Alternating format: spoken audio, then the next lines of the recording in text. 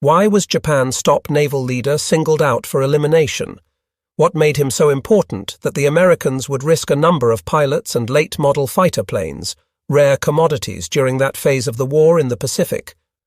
Was the mission worth the possibility that the Japanese would discover that their top-secret naval code had been broken? Yamamoto was not his real surname. He was born to the Takano family on April 4, 1884, in the village of Nagaoka in the bleak northwest of Japan's main island. The seventh and last child of a poor schoolteacher and former samurai named Sadayoshi Takano, he was not given a first name for over a month after his birth. Takano's wife, exasperated at her husband's apparent disinterest in the lad, nagged and insisted he give the child a name. Finally, while playing his favorite game of Go, a form of Japanese checkers, Takano replied, "I was 56 years old when he was born. Call him 56. In Japanese, the word for 56 is Isoroku, and that is the first name given to the man who would later be so feared and hated by American forces during World War II. Isoroku learned a little English and was exposed to Christian teaching by an American missionary named Newell during his preteen years.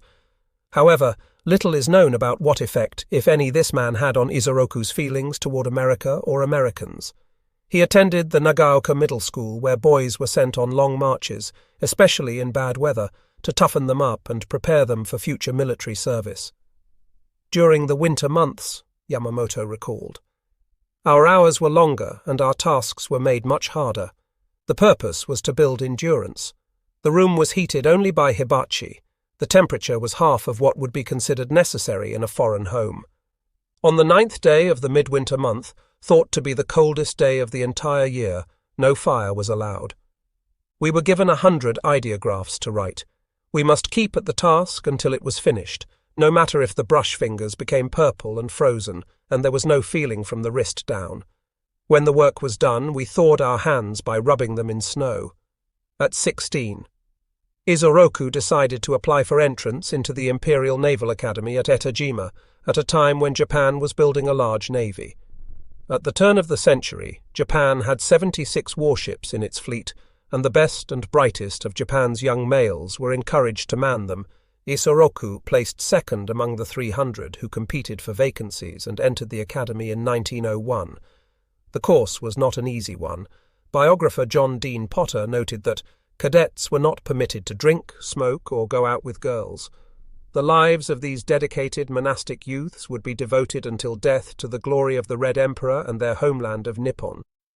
Isoroku graduated 7th in his class in 1904, a time when Japan's leaders had embarked on a strategy of conquest against Russia. War began that year with a surprise attack by a Japanese destroyer against the Russian fleet at Port Arthur III. Russian battleships were badly damaged, and a cruiser was sunk. For the next 3 months, Admiral Heihachi Togo, Japan's most famous naval leader, blockaded the port, hoping to tempt the Russian ships out of the harbour to fight. Isoroku was assigned to the cruiser Nishin, one of Togo's protecting ships. The Russians, outgunned and outnumbered, sent a fleet of 27 warships from Europe to attack the blockading ships from behind. It took 7 months for the Russians to arrive at the Straits of Tsushima. In a single day, May 27, 1905, the Russians lost 23 of their ships. The 4 survivors struck their colours in surrender. Isoroku had been in the battle and described what happened to him in a letter to his parents. When the shells began to fly above me, I found I was not afraid.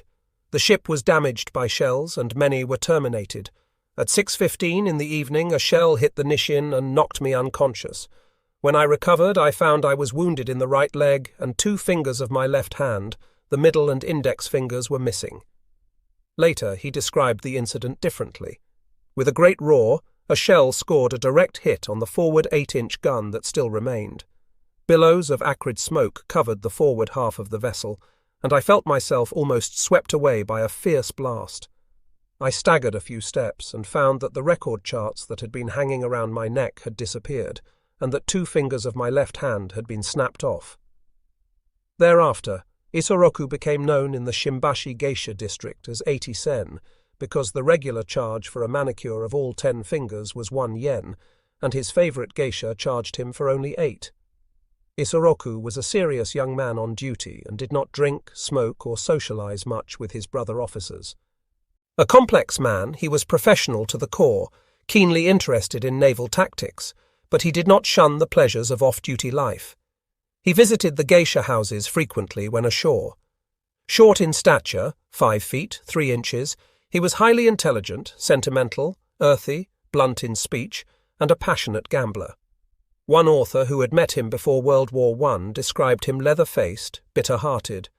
A hard chunk of a man, hair cropped as short as the bristles on a beaver-tail cactus, lips thick, jowl heavy, chin prominent.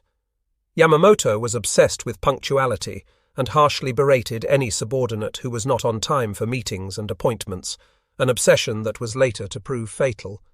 He went on many training cruises to Australia and the west coast of the United States.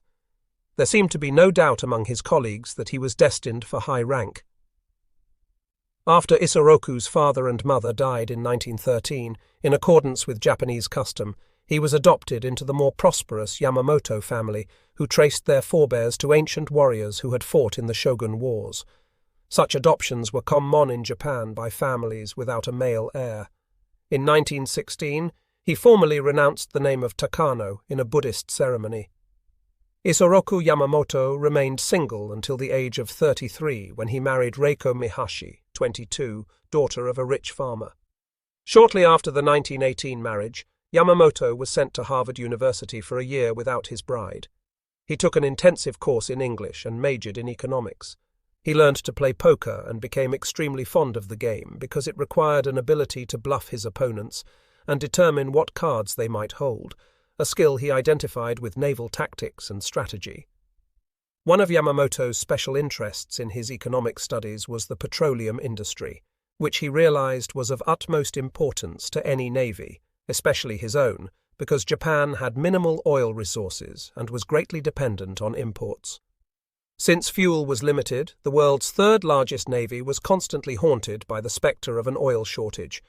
As a result, most of the fleet's training during World War I was restricted mainly to the waters off the Pacific shores of Japan. As World War I progressed, Yamamoto became interested in the use of aircraft. In an interview with a National Geographic writer in 1915, Yamamoto was asked what he considered the war vessel of the future. "The most important ship of the future will be a ship to carry airplanes," he replied. As he advanced in the Navy, he argued frequently in favor of aircraft carriers. His arguments were strengthened when the Americans began experimenting with launching planes from ships, and the British Royal Navy built the world's first aircraft carrier in 1918. Although thoroughly trained in the strategy and tactics of battleships, cruisers, destroyers, and torpedo boats, he was adamant that in his belief the most important ship of the future would be one that would carry airplanes. Yamamoto had severe critics. When asked how he could expect to destroy a battleship except with a battleship, he answered, "With torpedo planes," and quoted a Japanese proverb, "The fiercest serpent may be overcome by a swarm of ants." In 1919, Yamamoto was assigned to Washington as Assistant Naval Attaché for a 2-year tour. He was promoted to captain in 1923 while visiting Europe, and the following year, although not a pilot, was made second in command of Japan's first naval air training center at Kasumigora, presumably because he had developed a reputation as a hard taskmaster and disciplinarian. Upon arrival, he found the pilot trainees to be an undisciplined lot with long hair, sloppy uniforms, and a casual attitude toward authority. To gain their respect, he took flying lessons and soloed, then began to take strong measures against those who deviated from correct officer decorum and flaunted the regulations. As biographer Hiroyuki Agawa noted, Yamamoto was genuinely afraid that the tendency of flyers to see themselves as specially gifted persons who could do anything by relying on intuition, without paying proper attention to logical method, together with the concomitant tendency to behave like hoodlums, would be bad for the future of aviation. In 1926, Yamamoto returned to the United States and served as naval attaché at the Japanese embassy in Washington, D.C. until 1928. His duty was to learn as much as possible about the American Navy, its history, policies, strategy, tactics, budget, and plans. During this assignment, friendly American naval officers taught him bridge, which he learned quickly. An inveterate gambler by now, he was fascinated by card games. As he explained later, "Our language has no alphabet, and each single word or syllable is represented by a character. A Japanese has to keep 5,000 ideographs in his head. After that, it is child's play to remember 52 cards." Japan had been an ally of Great Britain and the United States during World War I. In 1921, at an arms limitation conference in Washington, as a reward for its support, Japan had been given all the German possessions in the Western Pacific north of the equator, the Marianas and the Carolines, which became known as the Japanese Mandates. The Japanese were bound by a 553 agreement whereby for every 5 capital ships that either Great Britain or the United States built, Japan could build only 3. Japan had pushed vigorously for a higher ratio, but the objection of her representatives were to no avail. In the post-war years, Japan built to the limit of the 553 agreement. In 1923, Lieutenant Sunichi Kira, later a vice admiral, made aviation history as the first pilot to land on Japan's first carrier, the Hosho. By 1927, the fleet included 4 carriers. In 1928-29, Yamamoto commanded the aircraft carrier Akagi, and his pro-naval aviation voice was now being heard at the highest levels of the government. He was selected to attend the Naval Disarmament Conference in London in 1930, and was a leader in obtaining agreement to give Japan equality with the British and Americans in the number of submarines and light cruisers that each could build. After the conference, Yamamoto was promoted to Rear Admiral and appointed head of the Technical Research Division of the Navy, where his views about the future of aircraft as an extension of naval power carried great weight. In 1933, he became commander of Carrier Division 1. Potter tells of his growing convictions about carrier aviation. Yamamoto wanted torpedo planes and long-range bombers, but most of all he wanted a fast fighter that could fly off the deck of an aircraft carrier. He gave orders to the Japanese aircraft factories to produce their own planes experimentally. Mitsubishi, the big industrial combine, submitted plans for a Navy fighter which became the famous Zero. At the same time, with the militarists gaining increasing control of the Japanese government, the naval hold-down was more and more actively criticized in Japan. The outcry became so great that it was decided in 1934 to hold another naval conference in London. The obvious Japanese representative was Vice Admiral Yamamoto, who had already publicly attacked the Japanese naval ratio as this national degradation. He was named chief delegate with full decision powers. He sailed from Yokohama for Seattle, spending most of his time in his cabin playing poker. When he arrived in the United States, he refused all newspaper interviews. He also refused to read the American papers in case any cunning Western arguments might sway him before he could put Japan's case at the conference. American newspapers took a great interest in him. He was given wide coverage as he traveled across America to New York in a locked train compartment. At the time, General William "Billy" Mitchell, outspoken aviation proponent, was lobbying for greater American military air strength. His view was that American military planes must be designed specifically to fight Japan in the Pacific. Newspapers daily gave prominence to his dramatic statements that war with Japan was inevitable. When Yamamoto reached New York, he still refused to see reporters. His aides brushed them off, saying, "So sorry, but the Admiral does not speak English." This rebuff was never questioned, and a record of his years in the United States was apparently not on file in American newspaper offices. Yamamoto sailed for England, refusing to leave his cabin. When he landed at Southampton on the morning of October 18, 1934, he called a press conference and, in English, announced that Japan can no longer submit to the ratio system. There is no possibility of compromise by my government on that point. Thus, the 1934 London Naval Parley was doomed before it began. It was the last attempt to limit naval forces by treaty. The failure of the London Conference marked the beginning of Japanese naval independence and the rise of Yamamoto as a powerful influence in Japanese military affairs. He was appointed Vice Minister of the Navy in 1936 and began to vehemently oppose the battleship admirals who saw no future in the aircraft carrier. By now, Yamamoto was firmly convinced that no navy could be successful in a future war if its fleets were not formed around ships carrying planes. Aircraft could act as scouts and bombers and thus take the fight to the enemy before the surface ships were close enough to do battle. Despite strong resistance, Yamamoto won out. When the keels of several new carriers were laid, he commented that battleships are like elaborate religious scrolls which old people hang up in their homes. They are of no proved worth. They are primarily a matter of faith, not reality. Although the target of continual criticism, Yamamoto prevailed and expanded his own views on naval aviation to include the manufacture of long-range flying boats that could fly 800 miles with 2,000 pounds of bombs. He encouraged increased production and improvement of the Mitsubishi Zero, which could operate from the new carriers being built. The Japanese were successful in protecting their growing naval strength from public view as the 1930s were winding down. English-language magazines and newspapers reported that war with Japan was impossible because the country's army and navy had few planes that could stand up against the British and American fighters then being built on both sides of the Atlantic. Behind the closed doors of the Imperial Japanese defense establishment at the end of World War I, secret documents had clearly indicated that the United States was the leading potential enemy of Japan, with Russia second. Consequently, the Navy's war planners envisioned attacking American possessions in the Pacific.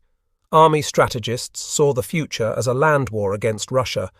Yamamoto was highly skeptical about the formalistic views of the Navy General Staff and Navy Staff College, which made assumptions he could not accept. 1. Japan would attack the Philippines. 2. The U.S. fleet would sail to the aid of the Philippines. 3. Japan would wage a war of attrition in the Marianas. And 4. There would be a great sea battle between the two fleets in which the American fleet would be destroyed.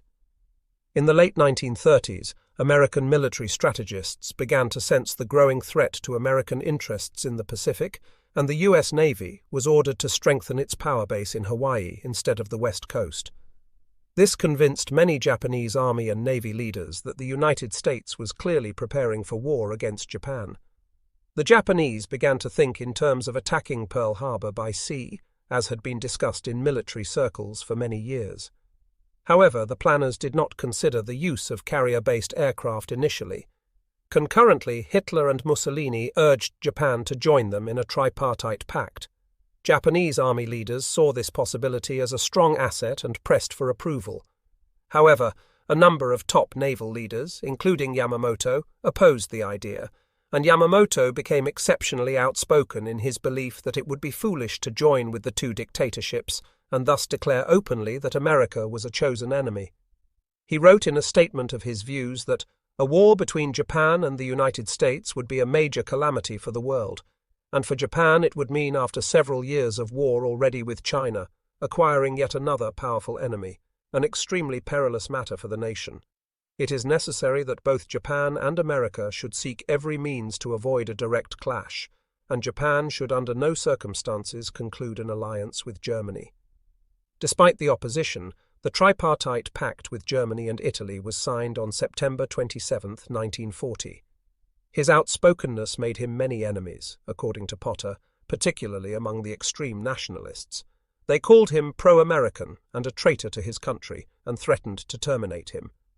The only way to remove him from the daily peril to which his outspoken anti-war stand had brought him was to remove him from the political sphere altogether. In mid-August 1939, he was appointed commander of the First Fleet, and in 1940 was given command of the combined fleet with the rank of full admiral. The transfer from the dangerous political position as Navy Vice Minister to sea duty meant strict obedience to the imperial rescript. Men of the services should not participate in politics. Characteristically, Yamamoto threw himself forcefully into his new responsibilities and announced the policy he would follow in the months ahead. First priority was the training of aircraft carrier pilots. Yamamoto's concern about aircrew training was based on the results of a bombing exercise he had ordered, in which 36 planes bombing level from 1,000 feet scored only a single hit on an old battleship being used as a stationary target. However, 3 dive bombers scored 1 hit with a bomb and 1 with a torpedo. Consequently, many of his staff officers thought level bombing should be abandoned in favor of dive bombing. Yamamoto disagreed and ordered more training in both level and dive bombing for all pilots. Potter noted, This was 2.5 years before Pearl Harbor. It was the first glimpse of an idea for attacking stationary targets such as anchored warships. By the time of the Pearl Harbor attack, Japanese planes had undoubtedly attained the world's highest rate of accuracy in level bombing attacks. It is not possible to determine exactly when Yamamoto first thought about a surprise attack on Pearl Harbor, but it may well have entered his mind from reading a 1925 novel entitled The Great Pacific War by Hector C. Bywater, naval correspondent for the London Daily Telegraph. Bywater predicted that a war would begin between the United States and Japan with a sneak attack by the Japanese against naval forces of the U.S. Asiatic Fleet cruising off Manila Bay. This book, and a previous non-fiction book by Bywater, entitled Sea Power in the Pacific, were translated into Japanese and distributed among students at the Naval Academy and to the officer corps throughout the Navy. Being an avid student of naval affairs throughout his career, it can be assumed that Yamamoto read both books. When the intensive air training program that Yamamoto had instigated paid off in better bombing results, he began to think seriously, albeit reluctantly, that if war came, a long-range preemptive airstrike against the American fleet at Pearl Harbor would be necessary to remove the threat to Japan's plans for conquest. In the spring of 1940, he casually mentioned the possibility to his chief of staff, Rear Admiral Shigeru Fukudome, aboard the Nagato. Yamamoto said, "An air attack on Hawaii may be possible now, especially as our air training has turned out so successfully." By April 1941, the plan for a surprise attack on Pearl Harbor, now called Operation Z, was being finalized. Concurrently, Japanese army leaders were gathering intelligence information for operations against Hong Kong, Singapore, Java, Sumatra, and the Philippines. The Navy concentrated on extensive sea maneuvers, which included a simulation of a Pearl Harbor attack. Despite the preparations, Yamamoto had some doubts. He told Premier Fumimaro Konoye, "If you tell me it is necessary that we fight, then in the first 6 months to a year of war against the United States and England I will go wild, and I will show you an uninterrupted succession of victories. But I must tell you that if the war be prolonged for 2 or 3 years, I have no confidence in our ultimate victory." One of the reasons for Yamamoto's concern harkened back to his studies of the oil industry at Harvard. In the summer of 1941, the United States, England, and Holland placed an embargo on oil, steel, and scrap iron sales to Japan. As a result, the Japanese Navy had only enough oil on hand for an estimated 18 months of operations. This fact speeded up plans to capture the rich oil fields of the Dutch East Indies. Assuming that there would be Japanese naval superiority in the Western Pacific, the army intended to sweep through the coastal regions of China to the oil-rich areas to the south. Although Yamamoto proceeded with his own plan to attack Hawaii, he remained reluctant and put his finger on a fatal weakness of the Japanese concept of war when he stated, "It is not enough that we should take Guam and the Philippines, or even Hawaii and San Francisco. We would have to march into Washington and sign the treaty in the White House." Yamamoto was thoroughly convinced that the only way he could be successful at Pearl Harbor was to mount a surprise attack by a massive fleet of carrier-based aircraft. With the assistance of Vice Admiral Shigeru Fukudome, Rear Admiral, Takejiro Onishi, and Commodore Minoru Genda, Yamamoto planned a force composed of Japan's 6 largest carriers, 2 fast battleships, 2 cruisers, and a number of destroyers, tankers, and supporting ships. By May 1941, Yamamoto had accepted the decision to go to war, but only on the condition that his plan to attack Pearl Harbor without warning be incorporated into the master plan. He threatened to resign if this was not done. He won the argument. On November 5, 1941, Yamamoto issued Combined Fleet Secret Operational Order, Number 1, a 151-page document that outlined the tactics to be followed for the Pearl Harbor attack, and simultaneous assaults on Malaysia, the Philippines, Guam, Wake, and Hong Kong. Emperor Hirohito agreed to war against the United States on December 1st. Hostilities were to begin on the morning of X Day, December 8th in Japan, December 7th in Hawaii, a Sunday. When the war began, the United States had 17 battleships, 6 aircraft carriers, and 32 cruisers, distributed about equally between the Atlantic and Pacific. The Japanese had 10 battleships, 9 aircraft carriers, and 46 cruisers, all stationed in the Western Pacific. This superiority was due to Yamamoto's strong influence in the naval planning process and his input into the formation of national military policy. On the morning of December 7, 1941, his once controversial views about whether the employment of carrier-based aircraft in a surprise attack would be successful were completely vindicated. At 3:25 a.m. Tokyo time, the first 500-pound bomb was dropped on Wheeler Field, and the one-sided battle began. On board the Nagato, anchored at Hashirajima, Yamamoto received the news calmly. In 1 hour and 15 minutes, the American Navy lost 18 ships, including 7 battleships sunk or seriously damaged. Fortunately, the 2 Pacific Fleet carriers Enterprise and Lexington were at sea ferrying aircraft to Wake and Midway Islands. The Saratoga was being overhauled on the west coast. U.S. naval installations were severely crippled. Of the 169 Navy planes in Hawaii, 92 were destroyed, 39 damaged. 3 Army Air Corps installations were badly damaged. Of the 231 planes assigned to the Hawaiian Air Force, 96 were destroyed. There were 2,403 American military personnel and civilians terminated, and hundreds more wounded. At 6 a.m. in Tokyo, a joint communiqué by the Army and Navy was issued on the radio. Before dawn today, December 8th, the Imperial Army and Navy entered upon a state of hostilities with British and American forces in the West Pacific. A few hours later, there was a further announcement. Before dawn on December 8th, the Imperial Navy carried out a crippling blow on U.S. naval and air forces in the Hawaii area. The Japanese lost only 29 of the 353 planes taking part. 1 large and 5 midget submarines, 55 airmen, and 9 submariners. The Japanese force, led by Admiral Chuichi Nagumo, returned to Japanese waters as heroes. Yamamoto radioed congratulations from the Nagato.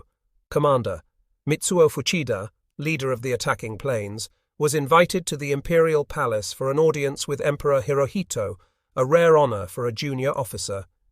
Yamamoto received a personal letter of congratulations from the Emperor and a handsome set of sake cups. Before Pearl Harbor, only a handful of American naval officers had ever heard of Isoroku Yamamoto, a British historian commented. But after the 7th of December 1941, his name was on everyone's lips. To every American he became the embodiment of Japanese evil, the treacherous aggressor, the man who not only planned the Pearl Harbor attack, but who, in his arrogance, was also believed to be planning to dictate terms in the White House. Admiral Homer N. Wallin, in a book published in 1968, wrote that Yamamoto was well-schooled and well-regarded by American officers, was a sophisticated poker player given to successful bluffing. He was regarded as bold and venturesome, but to some he was headstrong and lacking in prudence. The plans for the surprise attack on Pearl Harbor had been Yamamoto's and his alone. He had supervised every detail, fought for the concept over the opposition of every senior admiral, and saw that the attack was carried out. He had wanted peace, but accepted war. In the days following Pearl Harbor, despite the praise he received, Yamamoto was still pessimistic about the future. He wrote to his sister, Kazuko, "Well, war has begun at last, but in spite of all the clamor that is going on, we could lose it. I can only do my best." To an unidentified friend, he wrote, "This war will give us much trouble in the future. The fact that we have had a small success at Pearl Harbor is nothing. The fact that we have succeeded so easily has pleased people. Personally, I do not think it is a good thing to whip up propaganda to encourage the nation. People should think things over and realize how serious the situation is." Despite his doubts, the first 3 months of 1942 were full of Japanese military successes. The Dutch East Indies were under Japanese control.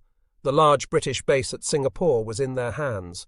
Americans in the Philippines were fighting in desperate retreat. Yamamoto was a national hero, and all future naval planning was now his responsibility. Admiral Osami Nagano, head of the Naval General Staff, theoretically had the power to issue orders to Yamamoto as Commander-in-Chief of the combined fleet, but Yamamoto, because of his Pearl Harbor success, actually planned future naval operations. The General Staff's function became one of refereeing when disagreements arose. Arguments did ensue over what to do next.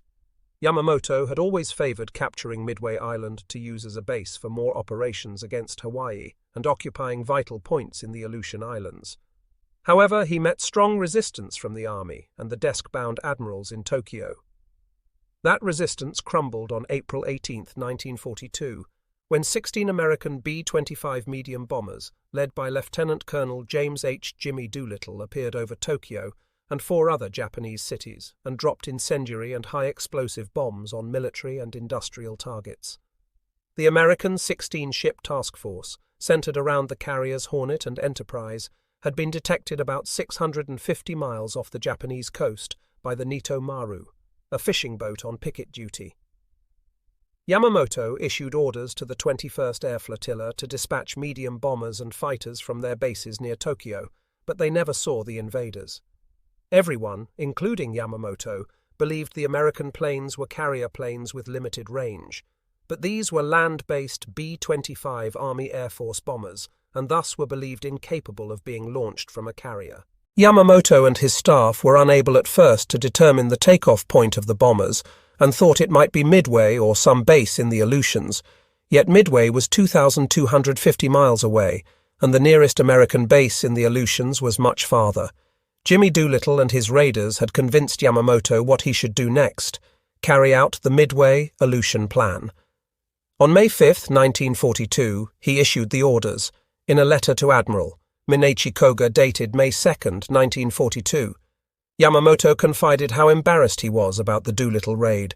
He wrote, "Even though there wasn't much damage, it's a disgrace that the skies over the imperial capital should have been defiled without a single enemy plane being shot down. It provides a regrettably graphic illustration of the saying that a bungling attack is better than the most skilled defense." On May 8th, a naval battle occurred in the Coral Sea where an American task force, including the carriers Lexington and Yorktown, engaged the enemy and, for the first time, sank a Japanese ship larger than a destroyer. Although the Lexington was lost, along with a destroyer and an oiler, the Americans seemed to come off best. The Japanese lost the carrier Shokaku, a destroyer, and 3 smaller vessels. Later that month, as the Midway attack force, consisting of 5 carriers and 11 battleships, and the Aleutian force with 2 carriers steamed toward their target destinations, Yamamoto assumed that the American carriers Hornet and Enterprise were in the South Pacific. They weren't.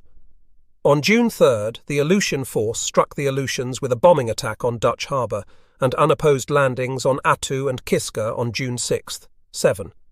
The Midway force launched 108 planes against the tiny island on June 4th. Unknown to the Japanese, a relatively small force of Army Air Force bombers operating from Hawaii, along with Navy and Marine fighters aboard the carriers Yorktown, Hornet and Enterprise, had been assembled for the expected onslaught by the 350 vessels steaming toward Midway, the largest naval force ever assembled. On June 6th, the enemy was engaged, and when the battle was over 48 hours later, the Japanese had lost 4 of their 6 carriers, a cruiser, 14 other ships, and most of their air groups, planes and pilots, the best in the Japanese Navy. The Americans lost only 2 large ships, the carrier Yorktown and a destroyer. The greatest sea battle since Trafalgar was over. More Japanese died that day than on both sides of any naval battle of World War I. It was the first and last gigantic carrier battle in the history of the world. Masataka Okumiya, one of the pilots on the Midway operation, commented, "The loss of 4 aircraft carriers shocked the Japanese people. We could not understand the gravity of the defeat, for these 4 carriers had played the major role in the Navy's smashing victories across the breadth of the Pacific. An even greater blow, however, was the loss of the irreplaceable veteran air crews and the skilled maintenance crews which went down with their ships." How could a fleet as large as Yamamoto had organized be turned back at Midway by such a relatively small American force? In addition to the interception of Japanese messages and the capability to assemble a force of Army Air Force and Navy fighters and bombers, another reason for the Japanese defeat was overconfidence. The Midway Aleutian operation was too ambitious. Too many objectives over a wide area of the Pacific had been undertaken in too short a time frame, and too many false assumptions about the Americans had been made in the planning process. However, the landings on Kiska and Attu meant that the Japanese occupied American soil for the first time in history.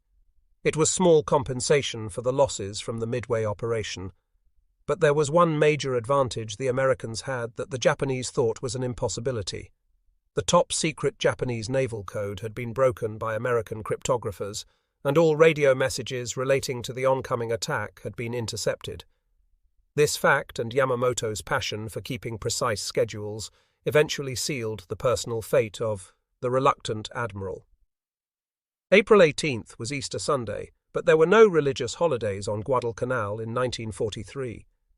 Mitchell hadn't slept well the night before, even though there had been no visit from Washing Machine Charlie, the Japanese bomber that paid occasional night bombing calls on Guadalcanal with his unsynchronized propellers for which he had become notorious.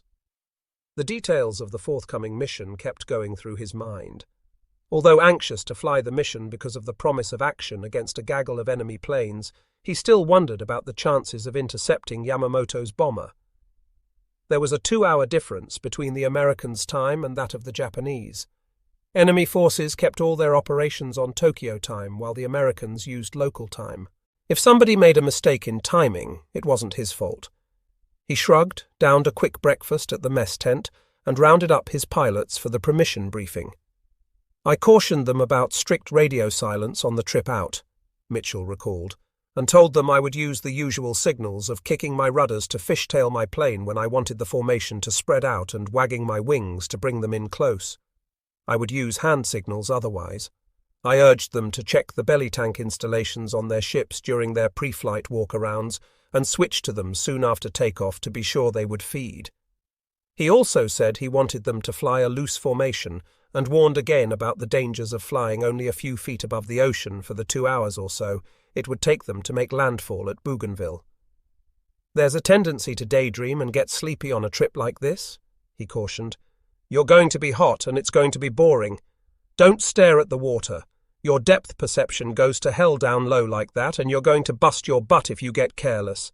Spread out when I give the signal and fly off my lead. I won't surprise you with any sharp turns."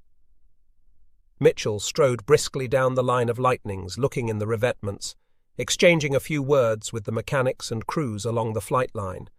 He greeted his ground crew and asked his crew chief about the belly tank installation on his airplane and the other planes. "The guys were up all night," the sergeant replied. "Everybody checked their tanks to be sure they will feed, and that compass the Navy sent over from Henderson was put in, so you're all set." Mitchell nodded, climbed up on the wing of his Lightning, buckled his parachute leg straps, and eased into the cockpit. He checked the installation of the large Navy compass and started the twin Allison engines.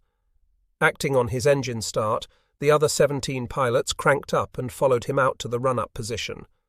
After checking both engines carefully, Mitchell lined up on the runway. He paused to check the compass to see if it read the same as the runway heading. "It was right on the money," he said. "So I knew it was going to be all right, certainly an improvement over my regular compass. It made me feel better about flying the courses out. If the wind stayed light as predicted, our chances of getting to Bougainville sight unseen and on time seemed better now. It was up to the Admiral to do his part."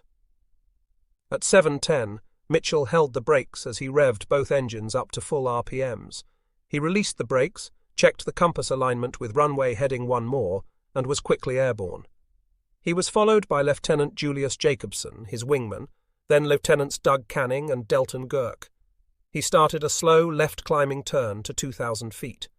Next in line was the 4-plane flight, Captain Tom Lanphier and Lieutenants Rex T. Barber, James D. McClanahan, and Joseph F. Moore. Barber was flying Miss Virginia because his own Diablo was grounded for maintenance. Lanphier admitted having pre-combat stomach as he taxied out in Phoebe, the nickname for his fiancée and future wife, Phyllis. Lanphier and Barber got off easily, but McClanahan had to abort. Just as he was about to reach flying speed, one of his tires struck an upturned piece of the pierced metal planking on the runway and was instantly flattened. His plane lurched and veered off the runway to a stop. He told the author, "It was one of the saddest days of my life. I really wanted to go on that one. I still get mad every time I think about it."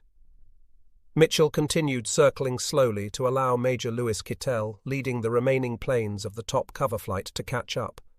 Kittel, an avid hunter, likened the upcoming mission to a trophy hunt and hoped he wouldn't have to abort.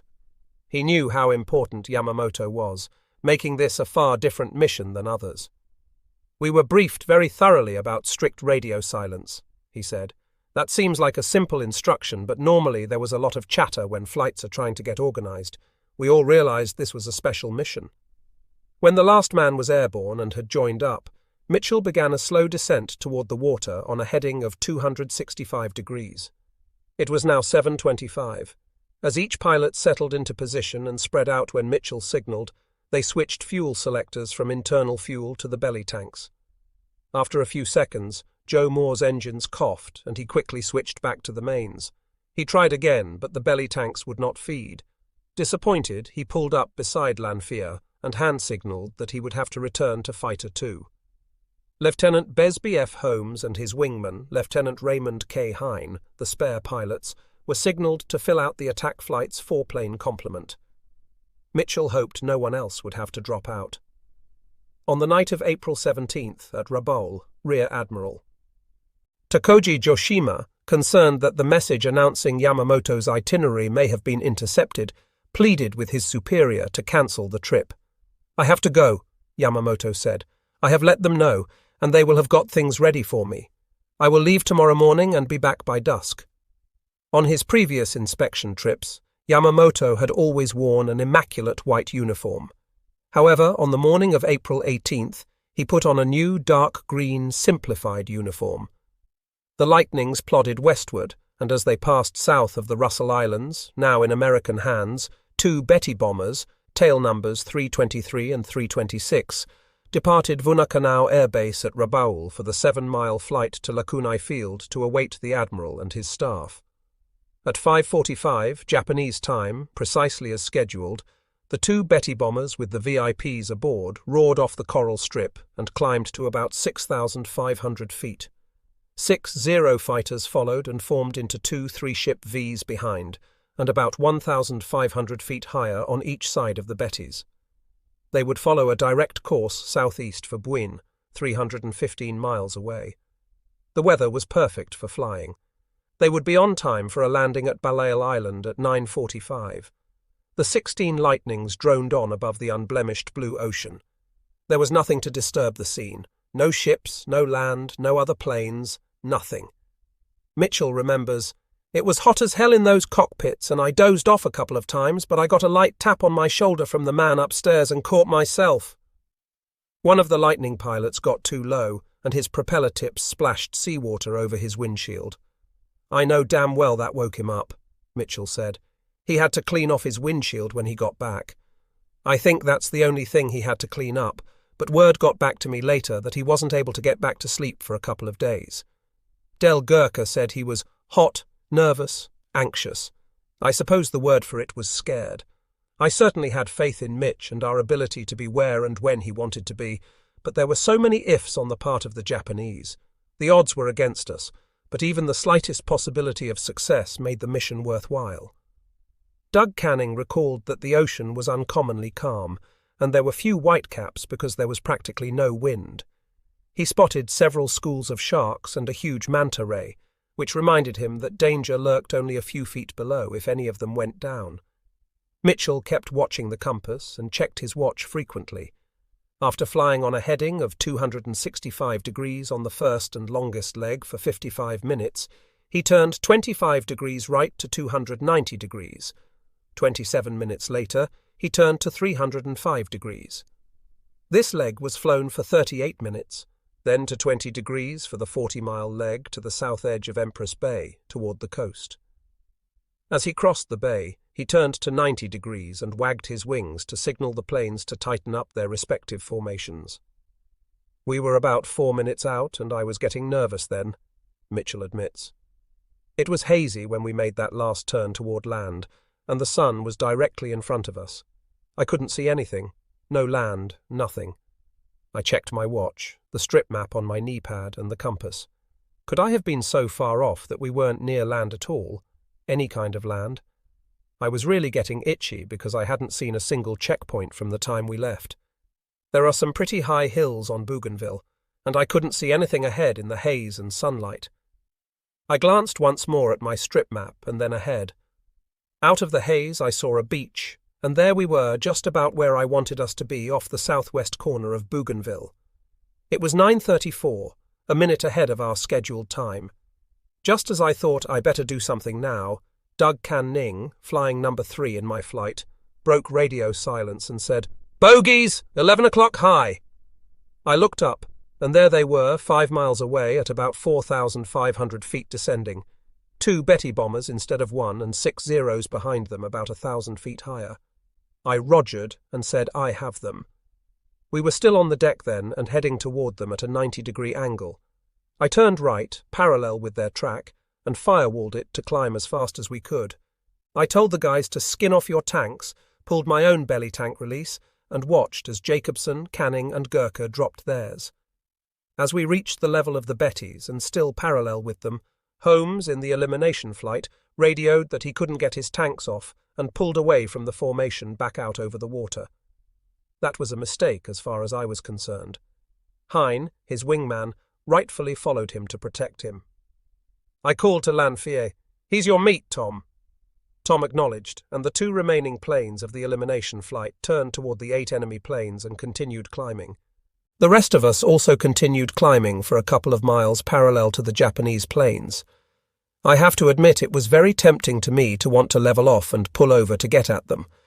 If I had known they weren't going to send any fighters up from Kahili to greet the Admiral, I would have made the attack. I would have taken over, Lanfier or anyone else be damned. I would have gone in first. I selected the high cover because I thought we'd have a field day with at least half of those 75 fighters coming at us from Kahili. They didn't send any at all, a big disappointment to me and the rest of the cover night. I kept climbing to about 18,000 feet as I had briefed everyone in the cover flight we would do. There was a lot of chatter on the radio. I looked down and saw some black smoke coming out of the jungle. Lanfier said something about a plane going down, and did I see it? I told him I saw a pillar of smoke coming out of the jungle, but I had no way of knowing if it was a Betty, a Zero, or a P-38. I saw none of the action below. There was considerable chatter on the radio after I called Lanfier to take his flight into the attack. I remember Lanfier complaining about Zeros on his tail. I tried to find out where he was, but was unable to do so. About that time I saw Lieutenant Hine's aircraft smoking in one engine, several thousand feet below me. I was then busy for a few minutes knocking this Zero off his tail, but never saw Hine again. I have no idea what happened to him. When I couldn't find him, I called the squadron and said, "Let's go home." The stories of the members of the elimination flight differ from the moment Mitchell told his pilots to skin off your tanks and ordered Lanfier to do what they had come to do. First, Lanfier's version, which was published in the New York Times, September 12, 1945. I angled across in front of Yamamoto's formation, straining to reach at least the same altitude as his formation before being spotted. Major Mitchell was in a rocketing climb, scanning the air for Japanese fighters from Kahili. Neither Mitch's section nor mine was discovered by the Japanese in the tents 2 minutes after we sighted the enemy. During those 2 minutes, though, I lost Holmes and Hine. Holmes called out that he couldn't drop his belly tanks. He levelled off and went on down the coast, kicking and slewing his ship in frantic attempts to tear them off. Hine, as his wingman, was compelled to stay with him. Barber and I got to a point 2 miles to Yamamoto's right and about a mile in front of him before his Zero cover saw us. They must have screamed the warning into their radios because we saw their belly tanks drop, a sign that they were clearing for action, and they nosed over in a group to dive on us, on Rex and me. We closed in fast. 3 Zeros, which had been flying the seaward side of the Yamamoto formation, came tearing down between it and us, trying to intercept us before we could reach Yamamoto's bomber. Right behind them were the 3 Japanese Zeros from the inshore side of the formation. Holmes and Hine were off down the beach, out of sight, and Mitch and his group were out of sight too, climbing with throttles wide toward what they had every reason to believe would be the biggest fight of all, top Japanese cover from Kahili. I was afraid we had never get to the bomber that Admiral Yamamoto rode before the Zeros got us. I horsed back on my wheel to get my guns to bear on the lead Zero diving toward me. Buck fever started me firing before I had my lightning's nose pointed in his direction. I saw the grey smoke from his wing guns and wondered with stupid detachment if the bullets would get me before I could work my guns onto him. He was a worse shot than I was, and he died. My machine guns and cannon ripped one of his wings away. He twisted under me. His two wingmen hurtled past, and I wasted a few bursts between them. Then I thought I would better get my job done and go away before I got hurt. I kicked my ship over on its back and looked down for the lead Japanese bomber. It had dived inland. As I hung in the sky, I got an impression, off to the east, of a swirl of aircraft against the blue, a single lightning silhouetted against the light in a swarm of Zeros. That was Barber, having himself a time. Excitement in a fight works wonders with a man's vision. In the same brief second that I saw wrecks on my right and saw the Zeros I had just overshot, I spotted a shadow moving across the treetops. It was Yamamoto's bomber. It was skimming the jungle, headed for Kahili. I dived toward him. I realized on the way down that I had picked up too much speed, that I might overshoot him. I cut back my throttles. I crossed my controls and went into a skid to break my dive. The two Zeros that had overshot me showed up again, diving toward Yamamoto's bomber from an angle slightly off to my right. They meant to get me before I got the bomber. It looked from where I sat as if the bomber, the Zeros, and I might all get to the same place at the same time. We very nearly did. The next 3 or 4 seconds spelled life or death. I remember getting suddenly very stubborn about making the most of the one good shot I had coming up. I fired a long, steady burst across the bomber's course of flight from approximately right angles. The bomber's right engine, then its right wing, burst into flame. I had accomplished my part of the mission. Once afire, no Japanese plane stopped burning, short of blowing up. The men aboard the bomber were too close to the ground to jump. The two onrushing Zeros saw it too. They screamed past overhead, unwilling to chance a jungle crash to get me. In that second, I realized my impetus would carry me directly behind the Mitsubishi's tail cannon. My Lightning's belly was scraping the trees. I couldn't duck under the Mitsubishi, and I hesitated to pull up over its line of fire because I already was going so slow I almost hung in mid-air, near stalling speed. I expected those Zeros back too. Just as I moved into range of Yamamoto's bomber and its cannon, the bomber's wing tore off. The bomber plunged into the jungle. It exploded. That was the end of Admiral Isoroku Yamamoto. Right about then, though, I got scared. I had slowed so much to get my shots at Yamamoto's bomber that I was caught, so to speak, with my pants and my heart around my ankles. My airspeed indicator coldly told me I was doing only about 220 miles per hour, or less than cruising speed, and I had only 10 feet of altitude. For the first time on the mission, I pushed my mic button and called Mitchell. I asked him to send down anybody who wasn't busy. The two Japanese Zeros were diving at me again, almost at right angles to my left. I hugged the earth and the treetops while they made passes at me. I unwittingly led them smack across a corner of the Japanese fighter strip at Kahili, where Zeros were scrambling in the dust to take off. I made the harbour and headed east. With the Japanese on my tail, I got into a speedy climb. At 20,000, I lost them. I was away with only 2 bullet holes in my rudder. Nothing more, except a year or 2 off my life. Mitchell and his flight, responding to my call, came pile-driving down out of the sky and dispersed the Zeros. Contrary to all expectation, Mitch's covering section had met no resistance. Not one Zero had poked its nose higher than 5,000 feet that day. Going home, Mitchell called out to all pilots. The mission had been accomplished. Everyone in top cover had seen the 2 bombers crash in the jungle in flames. There was no doubt of their complete destruction. In addition to the New York Times article, a bylined article by Lanphier was distributed by the North American Newspaper Alliance in 1945. While there were some similarities in the 2 stories, the Nana story had a more colourful description of Lanphier's alleged shoot-down. After stating he had shot down 1 Zero and then kicked his P-38 over on its back, he said, "I spotted a shadow moving across the treetops below. I focused on it and found it to be the elusive bomber I was seeking. It was skimming along the surface of the jungle, headed once more for Kahili. He was moving directly across from my left as I too flattened out on the treetops and prepared to slide up beside him for a point-blank shot. As I moved in on him, I began to realize that I had picked up too much speed in my dive and was going to overshoot him unless I slowed down. For the first time since we had sighted the Japanese formation, I cut back on my throttles. Crossing my controls, I went into a skid to further brake my speed. As I did so, the 2 Zeros I had not spoken to as we passed upstairs showed up again. They too were diving toward the bomber from an angle slightly off to my right. Their intent was obviously to try and get me before I got the bomber. From where I sat, it looked very much like the bomber. The 2 Zeros and I were going to arrive at the same place at the same time. We very nearly did. The next 3 or 4 seconds became a life-and-death problem in time and distance. I remember feeling very stubborn just then, about making the most of that one good shot I had coming up at that bomber, no matter what the high-priced talent in the 2 Zeros wanted to make of it. I applied myself to my gunnery, and taking no chances of missing, began firing a long, steady burst across the bomber's line of flight from approximately right angles. Long before I considered myself in range, the bomber's right engine and then his right wing began to burn. I had accomplished my part of the mission. The 2 onrushing Zeros shot by just then, apparently unwilling to chance a crash in the jungle in order to get me.